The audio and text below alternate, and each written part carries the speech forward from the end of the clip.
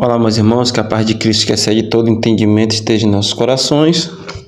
Estamos aqui para mais uma aula, para a glória de Deus, né? Lição de número 9. Inicia-se aí mais um mês, né? 2 de junho de 2024, que tem como tema Resistindo à Tentação no Caminho, né? Nosso textuário diz assim, ó: Vigiai e orai para que não entreis em tentação. Na verdade, o espírito está pronto, mas a carne é fraca, né? Tenho visto que muita gente tem usado esse versículo de Mateus 26:41 para justificar, né, suas atitudes que são contrárias à vontade do Senhor, né? Alguns usam eles de forma interpretando de forma errada. Não, o espírito, mas a carne é fraca. Sabe que a carne é fraca, né?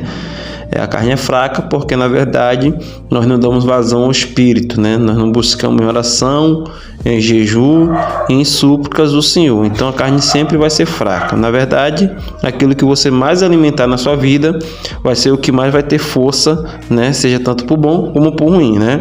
A verdade prática diz assim: no lugar de ceder à tentação, é melhor triunfar sobre ela. Ou seja, resistir a ela é uma das atitudes que nós temos que tomar para poder tá vencendo, né? Triunfando, vencendo as tentações, que não são poucas, né? A lição vai nos dar algumas dessas para nós entendermos, vai? A introdução diz assim, irmãos, ó: a tentação é algo que o crente enfrentará ao longo da sua jornada. Não por acaso o Senhor Jesus nos ensinou a orar de modo que Deus não deixasse que caíssemos em tentação. Por isso, nesta lição estudaremos o conceito bíblico de tentação, a maneira como nosso Senhor a enfrentou no deserto e como devemos resisti-la. Veremos que é imperioso seguir a recomendação de Jesus Cristo a respeito de vigiar e orar para não cedermos à tentação ao longo da caminhada. Uma coisa que eu acho interessante, irmãos, na caminhada cristã, né, como servos do Senhor, que tudo que Jesus deixou para nós como exemplo, primeiro ele fez, né? Você pode ver que na introdução aqui, o autor coloca uma parte que fala quando Jesus foi tentado, né, no deserto. Então, quando Jesus ensina assim, ó, sujeitai-vos a Deus, resistir ao diabo e ele fugirá de vós, porque Jesus já passou por isso.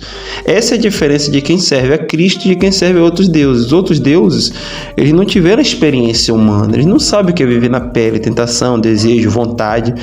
E o Senhor Jesus viveu na pele, por isso que ele tem credibilidade para falar. É por isso que nós temos que ter a sabedoria de não dar ouvido a qualquer pessoa. Porque as pessoas estão dando pitaco sobre muitas coisas e não vivem aquilo, né? Eu vejo gente que tem a vida totalmente contrária à vontade de Deus, querendo falar de crente, de igreja, de que está errado. Então, assim, é algo que nós temos que ter sabedoria. Até para ouvir, nós temos que ter sabedoria e saber quem é que estamos ouvindo, né? O tópico 1 diz assim: a tentação e sua esfera humana. Número 1, conceito bíblico de tentação. Na Bíblia, 3 palavras aparecem para conceituar a tentação. A primeira é a palavra hebraica, que significa teste ou provação. A segunda é a terceira palavra grega, respectivamente, teste, prova, aparecendo 25 vezes no Novo Testamento. E o verbo testar, submeter à prova, ocorrendo aproximadamente 36 vezes no Novo Testamento. Assim podemos dizer que a tentação é um experimento, teste ou prova diante de uma atração para fazer o mal a fim de obter prazer ou lucro. Vamos lá. Um dos conceitos muito errôneos dentro do nosso segmento cristão é achar que Deus está enviando tentação. Na Bíblia diz que Deus não tenta ninguém. Nós somos tentados pela nossa própria concupiscência, pelos nossos próprios desejos, pelas nossas próprias vontades. Até porque se Deus fosse nos tentar por algo, nós não teríamos como resistir, porque Ele é poderoso demais para isso. Então não tem por que Deus ficar nos tentando. Deus permite situações de tentações para que nós possamos então vencer através da aproximação dele, através do jejum, da oração, da palavra, da comunhão com Deus. Deus não tenta ninguém, porque a tentação é da nossa própria vontade, do nosso próprio querer. E aí surgem vários tipos de tentações: tentações carnais, né? Tentações mentais, tentações de palavras. A tentação é sempre você tentando tomar uma ação que é contrária à vontade de Deus, tá? Vamos só para nós termos uma ideia. O número 2 do tópico 1 diz assim, ó: duas vias da tentação. De acordo com a palavra de Deus, a tentação pode vir primeiramente do diabo e também de dentro do ser humano. Olha só. Ela tem origem no diabo quando seu objetivo é semelhantemente ao que aconteceu com Jesus, é de desviar-nos da rota de nossa missão e propósito de vida estabelecido por Deus. Já que nasce de dentro do ser humano, tem a ver com os vícios da alma, quando, no lugar de darmos primazia ao fruto do Espírito, entregamos-nos à atração do engodo e ao deleite da concupiscência da carne. Ambas as vias da tentação se processam na esfera humana. Olha só, então tem nada a ver Deus nos tentar, né? Olha, a provação, eu até entendo, poxa, Deus está permitindo uma provação para que nós venhamos a ter algo para dizer, né? Um testemunho, mas a tentação vem do diabo e de nós. Porque o diabo, ele sabe que nós somos carnais, que nós somos falhos. Existe dois caminhos, céu ou inferno. Existem dois seres, Deus ou diabo. Se você está com Deus, você não está com o diabo. Se você está com o diabo, você não está com Deus. Então, a escolha é simples. Só que o inimigo, ele trabalha de uma forma tão inteligente, tão sábia, que ele cria várias situações para que o ser humano fique confuso, né? E não possa discernir o verdadeiro. Então, o ecumenismo religioso faz isso. Começa a misturar várias religiões de várias crenças para simplesmente trazer confusão e virar algo normal. Sendo que Deus não compartilha a sua glória, Deus não compactua. Ou você é de Deus, ou você é do diabo, ou você é do mundo, ou você é da paz, ou é do Cristo. O que é que a Bíblia diz? Aquele que se faz amigo do mundo se constitui, ou seja, a pessoa se torna inimigo de Deus. Se você faz amizade com o mundo, não é o mundo terreno aqui, sim, mas é aquilo que o mundo oferece, o sistema mundano, que faz com que você venha se afastar de Deus. Você se constitui, você automaticamente se torna inimigo de Deus. Porque tudo que há no mundo de sistema é para afastar a pessoa do reino de Deus. Amém? O número 3 diz assim: tentação, um fenômeno humano. Na epístola de Tiago está escrito, epístolas são cartas escritas pelos apóstolos. Ninguém sendo tentado diga, de Deus sou tentado, porque Deus não pode ser tentado pelo mal e ninguém tenta. Entende por que Deus não pode tentar o ser humano? Porque Deus, ele está assim, mano. Eu não tenho a Bíblia que está aqui, ela não tem como explicar. Isso aqui, gente, que a gente carrega aqui, que é a Bíblia Sagrada, ó. Deixa eu pegar aqui, está aqui nos meus livros, ó. Isso aqui, ó, é muito insignificante para explicar o poder de Deus. Isso aqui é um pequeno trecho, só para nós podermos se aproximar dele, que ele é muito maior, muito mais grandioso. Porém, através disso aqui, nós conseguimos se aproximar dele, ao ponto, pela misericórdia dele, nós temos a salvação. Mas a Bíblia, para esclarecer o que Deus tudo fez, é muito pouco. O próprio Jesus fala, se fosse escrito tudo que eu tivesse feito, não haveria livros que coubessem na terra. Não é no armário, é na terra. Tem noção do poder que é isso? Então Deus é infinitamente maior, né? Porém, Ele nos deixou a palavra de Deus para que nós pudéssemos assim não sermos enganados, né? Por toda a nossa vida pelo inimigo. E glória a Deus por isso, amém? Continuando aí, gente, ó. Então já sabemos que Deus não pode tentar. Deus não vai tentar ninguém porque Deus está acima, né, de tudo isso, né? Continuando, diz assim, ó. É verdade que a aprovação que vem da parte de Deus para aperfeiçoar o caráter do crente. Contudo, um teste que incita ao mal não vem de Deus, ou seja, as ações que evidenciam uma vida dominada pelas paixões carnais são de inteira responsabilidade humana. Ainda que o inimigo possa nos persuadir a cair em tentação, esta se dá no campo da esfera humana e terrena. Aqui já cai por terra muitos conceitos de religiões, né? Que eles dizem que são cristãos, mas a base bíblica não nos dá para isso, que as pessoas acreditam que Deus aceita isso, Deus aceita aquilo. Se eu e você não aceitamos, que dirá Deus que é santo, poderoso?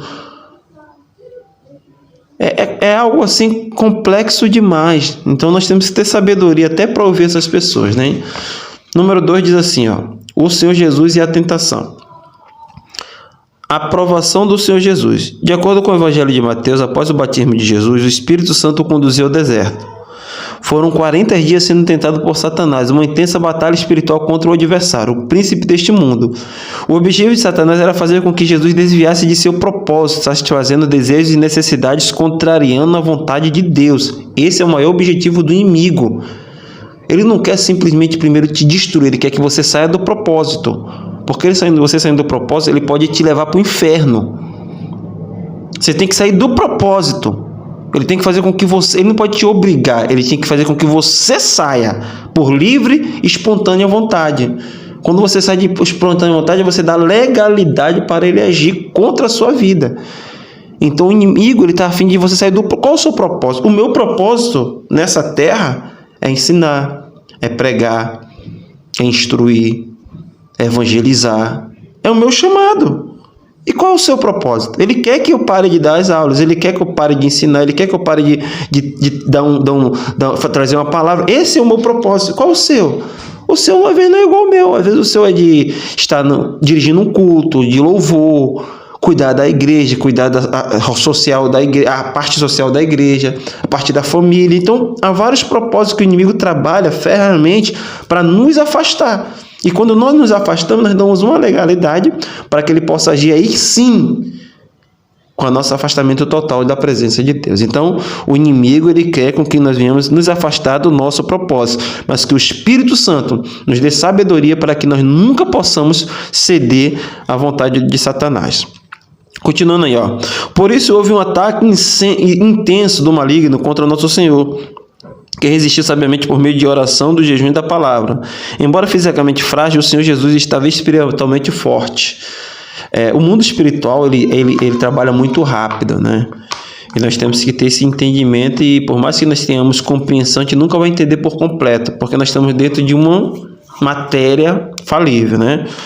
Mas, por muitas situações na minha vida, eu posso dizer que eu orei, que eu busquei, e que eu vi o resultado, né? Mas os embates continuam, ele não desiste, né? Por isso que é dia por dia, hora após hora, nós temos que estar, como a Bíblia diz, pensar em tudo que é bom, agradável, pensar em tudo que vem do alto. Então é muito importante nós termos essa sabedoria, né, vinda do Espírito Santo de Deus, não é humana, né? Número 2 do tópico 2 diz assim, ó, as áreas que Jesus foi tentado. Podemos dizer que Jesus foi tentado em 3 áreas: a área física, a natureza divina e a área espiritual. Na área física, o diabo o tentou pedindo que transformasse pedras em pães. Após sentir fome devido ao processo de jejum, pois isso revelaria que ele era o Filho de Deus. Na área da natureza divina, o diabo tenta Jesus pedindo que ele se atirasse do pináculo do templo, pois os anjos o guardariam. Na área espiritual, o diabo tenta nosso Senhor, desafiando-o a evitar o caminho da cruz, para estabelecer um reino pela sua força, o que seria prontamente aceito pelos judeus, mas era necessário apenas uma coisa: Jesus deveria adorar o diabo. Assim, podemos dizer que o nosso Senhor foi tentado na área física, com as necessidades humanas, em sua natureza divina, com a ideia de ostentar seus divinos atributos ao público, e na área espiritual, no sentido de idolatrar outro ser. No final do resumo de toda a tentação que o diabo joga contra a nossa vida, contra a nossa casa, ele quer adoração para ele. Porque muita gente acha assim, o diabo queria ser igual a Deus. O diabo nunca vai ser igual a Deus. Ele quer tomar o lugar. É diferente. Subirei aos altos céus e colocarei meu trono acima. Não vou colocar meu trono no lugar, mas vou colocar acima. Ou seja, ele quer algo que é só para Deus. Então o inimigo de nossas almas, a todo tempo, ele está trabalhando para ele tomar o lugar de Deus no seu coração, no meu coração, no coração da nossa família. E como é que ele faz isso? Através das tentações: ira, raiva, briga, angústia, ansiedade, depressão, opressão, perdas, iniquidade, justiça.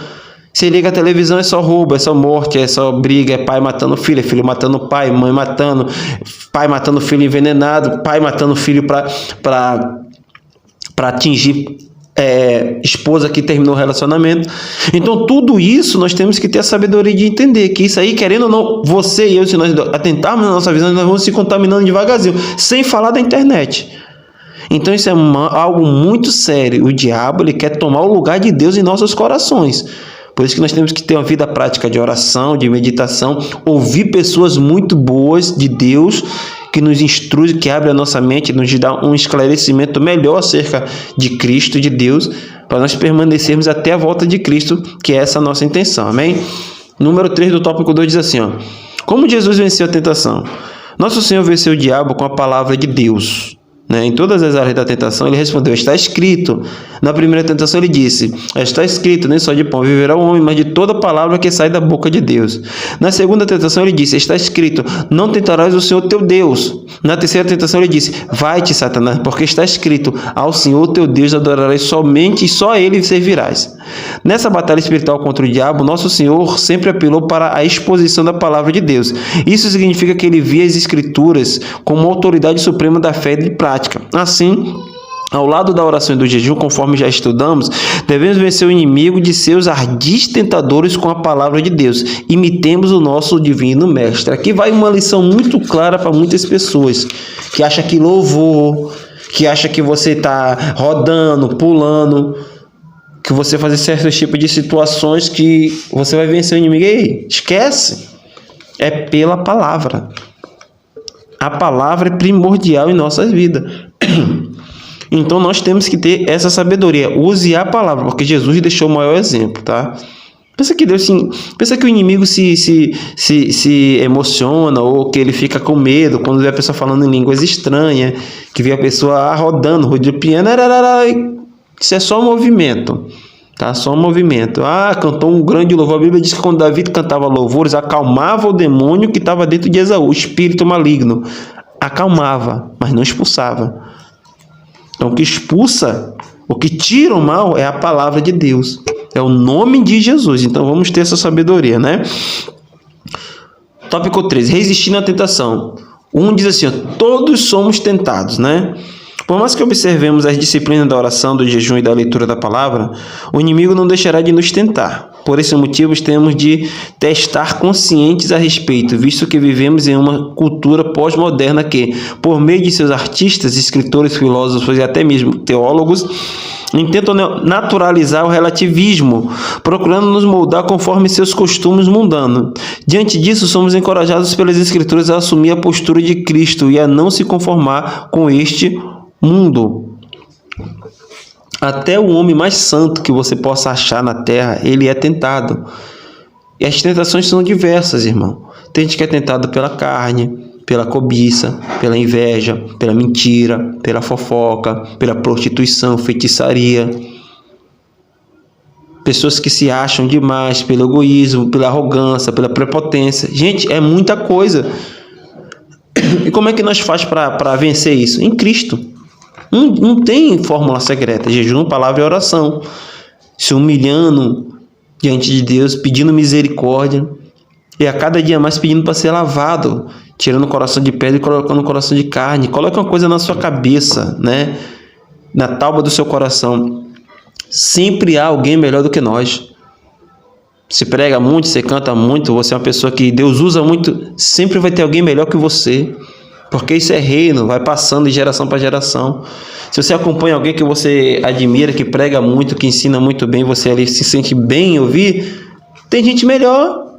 E é assim que segue a vida. Porque a honra e a glória seja dada ao nome do Senhor Jesus, né? É Ele que merece. Ele é o único que é insubstituível. Os outros todos passam. Amém? Número 2 diz assim, rejeite a tentação. Há uma célebre frase do reformador Martinho Lutero.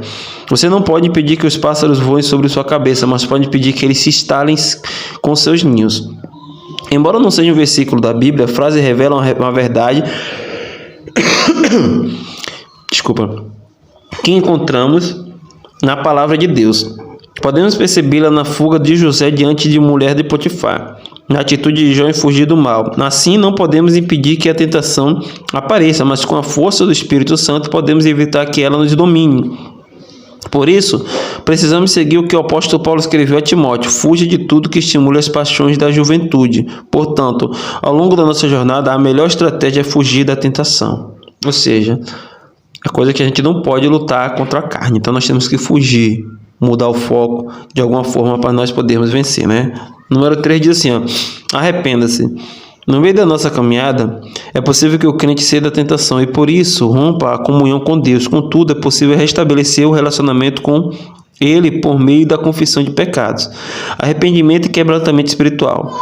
Há um caminho de cura e restauração. Olha só como é forte isso aqui. Há um caminho de cura e restauração para quem age dessa maneira. Por essa razão, em caso de ceder à tentação, não temos nos justificar, culpar os outros ou ignorar os atos pecaminosos. O caminho divino é o da confissão e arrependimento para desfrutar o perdão. Ou seja, ainda há solução. Por mais que você peque, por mais que eu pequemos, por mais que eu peque, né? Nós temos ainda que a confissão, né? Reconhecer que erramos, dizer que de fato nós não somos dignos. E a Bíblia diz, né, que Deus não pode, né, rejeitar um coração aquebrantado, né, porque Ele é Deus, a própria palavra dele diz. Então, se você cometeu algum ato, algum pecado, né, no dia de hoje, só foi um pecado antigo no dia de hoje, dobre seu joelho, confesse a Deus, fale assim: eu errei nisso aqui, eu sei que não é da sua vontade, mas eu fiz, eu falei, eu pensei. Em nome de Jesus eu te peço perdão. Joga por terra toda a legalidade que eu dei no mundo espiritual para algum ser agir contra a minha vida. Pode ter certeza, irmão, que Deus ele vai ouvir sua oração. E ao ouvir a sua oração, Ele vai derramar a sua graça sobre a sua vida e você vai ser perdoado e começará uma nova história e uma nova história até chegarmos no céu. A conclusão diz assim, ó: semelhante ao Senhor que foi tentado em tudo, mas não pecou, podemos seguir o caminho de sermos seduzidos pela tentação. Assim, podemos desfrutar mais de uma vida em santidade e comunhão com Deus. Por isso, ao oferecermos resistência à tentação ao longo da jornada, lograremos isso e receberemos a nossa coroa da vida. Como é importante a questão do perdão, né? Do arrependimento, do reconhecimento de pecados, né? Então, quero que você saiba que na sua caminhada você vai ter muitas tentações, né? Vai ter muitas dificuldades, mas todas elas vai ser para moldar o seu caráter, né? Para transformá-lo de dentro para fora. O tema da lição é, ó, resistindo à tentação no caminho. Então vai ser na sua caminhada, né? No seu dia a dia, na sua busca. Então que Deus possa abençoar a sua vida, que você possa ser como o nosso Mestre Jesus Cristo e entender que o inimigo ele está aí para isso. É a natureza dele nos tirarmos do propósito, mas com força no Espírito Santo, com oração, palavra e jejum, nós vamos estar no céu. Amém? Quero orar por sua vida, por sua casa. Feche seus olhos, Senhor Deus e Pai. A Ti rendemos graças, Senhor, por mais essa aula, Senhor. Que o Senhor possa nos dar força para resistir e fugir das tentações nessa caminhada que é tão difícil, Pai, para nós seres humanos, Pai. Ensina-nos a vigiar, ensina-nos a orar para não cair em tentação. Guarda-nos de todo o mal em nome de Jesus. Amém e amém. Que você possa ser abençoado com essa palavra, que Deus possa estar presente em cada dia nessa caminhada, ciente de que o céu é o nosso lugar. Deus te abençoe e até a próxima oportunidade, se assim Deus quiser.